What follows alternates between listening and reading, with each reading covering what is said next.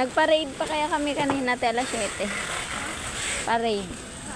Giyuin yung kinder ko. Kaya nag-angkas ako papunta dito. Late ka. Hindi Hindi pa nga bukas ang gate pagdating ko.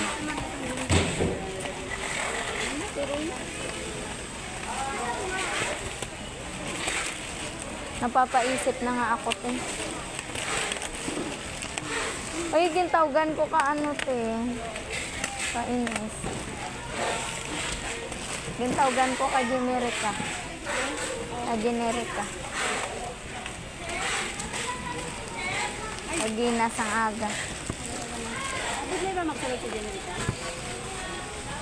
Gintawgan ko nila nga magbalik ko na. Pwede ba? May exam lang yan sila dyan. Dapat related sa mga medical. Bakit yung amin doon? Si Bakla. Sino? Wala naman siyang ano din. Graduate naman siguro siya. Ano siya? Ano siya doon? Checker.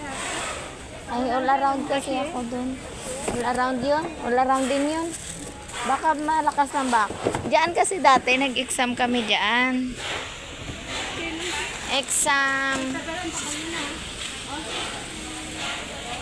5787. Umalis ako kasi hindi sila nagre-regular. Ano sila, contractual. Pero gaya niyan, pag 6 months mo, 6 months ulit. 6 months ulit. Kaya yung oo, contract lang siya. Pero 700 araw ko dun. Dati. Basag to, te. All around ba naman? Pag may customer, kakashare ako. Pagtapos umaga, maglinis, mag-display, mga gamot. Lahat man. Kuha ng sugar ng nagpapakuha. Diyan, te, oh. Kuminsan dyan ako nagpapabili ng gamot. Diyan, te, oh. Diyan lang yan. Generika na yan sa Triumph. Diyan ako dati. Ang tawagan ko nila Kagina. Pero ang tagal ang tagal mo bakla yung pandemic tapos sa pag minsan na hindi kami nakabili sa Mercury. Kailangan ng reseta para bili kayo sa kanya. Mercury siya? Yung pambili minsan ko. Generika din? Hindi, yung si bakla, si Generika. Maganda sa Generika kasi. Pero ano lang kasi, contractual lang ako. Kaya nakapagod ako.